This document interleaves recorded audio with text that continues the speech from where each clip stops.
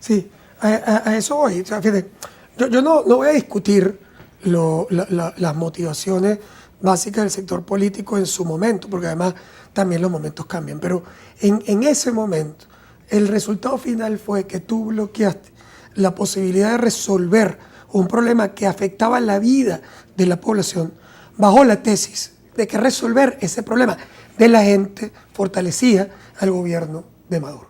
Entonces, claro, a ver, yo ni siquiera estoy diciendo si eso es verdad o mentira, porque podríamos debatir si es verdad que eso realmente fortalecía o no al gobierno de Maduro. Pero lo que tú no podías debatir era cómo se sentía la población que no tenía luz frente a un discurso en el que tú le estabas diciendo que tú no ibas a permitir que se resolviera ese problema, porque eso fortalecía al enemigo de la oposición, que era básicamente el gobierno en ese momento. Luego tú puedes decir, es que eso es malo, lo que tú quieras, pero el cuento, esa era la lógica. Ese racional era invendible. ¿Cómo era invendible? Cuando tú le dijiste a la población, que además lo tengo grabado porque lo uso en presentaciones, cuando uno de los grandes líderes opositores de Venezuela dice en público a la población que nosotros teníamos que negarnos a que llegara la gasolina de Irán. Sí. Porque eso era de un gobierno terrorista.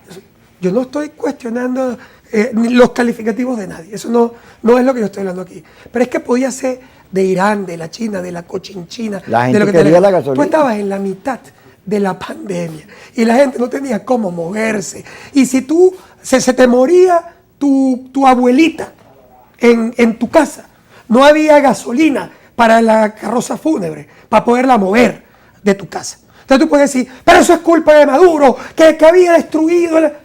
Eso no importa. Es decir, yo no estoy discutiendo quién es el culpable. Lo que te estoy discutiendo es que yo tengo un problema concreto. El problema es que tengo a la viejita muerta en el ranchito o en la casa y que la tengo que mover. Y tú me estás diciendo que yo, para ayudarte políticamente, debería impedir que entrara esa gasolina porque era de un enemigo o de un aliado de Maduro. Bueno, ¿qué pasó con eso?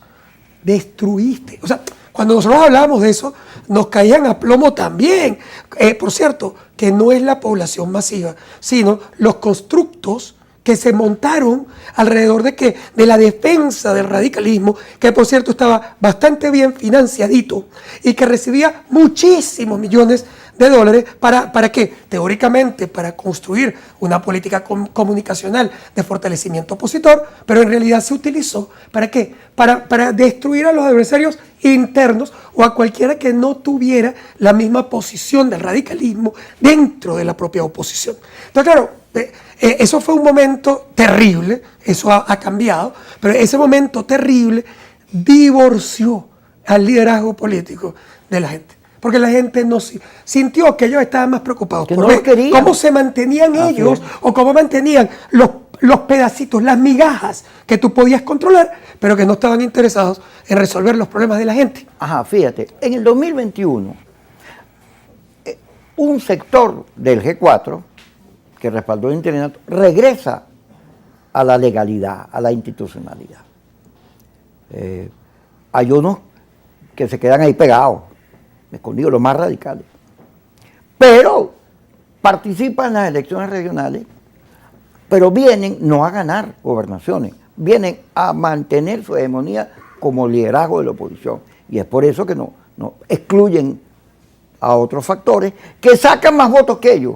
Cuando tú ves cuántos votos sacaron los factores que no son el G4 en el 2021, es más de lo que sacó el G4.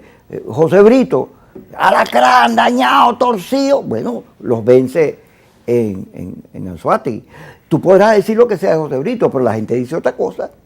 Entonces, ¿qué vale más, lo que tú dices o lo que dice la gente? Ya ahí, fíjate, Octavio Horta en Aragua, Luis Eduardo Martínez en Aragua, Lady Gómez, ¿quién mata a Lady Gómez? Ellos hablan mucho de Barinas, oye Barinas, pero ¿quién mata a Lady Gómez, que es la otra cara de la moneda? Lo mata Henry Ramos. Lo mata el conflicto interno de AD, lo mata el G4, como matan a Henry Falcón. Totalmente. Entonces vinieron a pelear el segundo lugar. Y ahorita la primaria es otra vez la pelea entre un grupo de partidos y liderazgos chiquitos que se niegan a ver lo que tú estás diciendo. Claro, yo creo que hay cuando te decía que yo creo que hay una evolución de ese momento en el que realmente la oposición se sintió como, yo creo que estaba perdida con el tema, digamos, más radical, contra Maduro, todo era, y bueno, la oposición se opone al gobierno, esa es su función. Yo no estoy criticando que tú pongas a Maduro o que busques los mecanismos para provocar un cambio. Ese es el rol de una oposición. Pero tú tienes que tener un rol inteligente, racional. Tú tienes que conectarte con la población para poder construir esperanzas y liderazgo. Y eso fue lo que rompiste. Te quedaste colgado de una brocha, además de un soporte internacional, abandonaste el trabajo interno y pensaste que el discurso, la peleadera y la plática que venía de afuera te iba a sustituir el trabajo político interno y la conexión con la población. Eso digo que ha evolucionado porque hay algunos líderes ya importantes, sinceros, no sinceros, esa será otra historia, pero hay unos líderes importantes de la oposición que entendieron en el camino que tenían que dar un viraje a ese proceso, que ellos mismos, que incluso en el pasado, en algunos momentos fueron hiperradicales, se habían equivocado. A lo mejor no lo están reconociendo explícitamente, pero lo reconocen implícitamente en su acción. Digo, si tú los miras hoy en términos de su discurso o su acción, en su discurso hemos visto posiciones, digamos, yo diría valientes, de algunos líderes importantes de la oposición que se han enfrentado a la corriente radical, porque la corriente radical es minoritaria, pero es la que controla la plata de fuera, las redes sociales, los laboratorios, los robots, todo eso lo controlan. Es decir, y cada vez que uno de estos líderes abre la boca, entonces está todo, a los 5 minutos tú vas a ver un montón de tweets y no sé qué, hay unos tipos que tienen 10 seguidores y la misma carita todito, o sea, tú ves quién lo sigue, y es la misma carita en todo, y se acaban de escribir y tienen nombres raros. Kikoshi se llama uno. Sí. Cosas así. Es decir, que no son personas en realidad, sino que es todo un constructo de lucha política. Ahora, yo sí creo que eso ha ido evolucionando. Todavía, de nuevo, tiene el problema de comunicación, porque como se perdió el contacto y la comunicación, a veces tú cambias y la gente ni se da cuenta. Es decir, no entiende tu cambio. Mira, pero para analizar las cosas, ve, aquí hay un plan.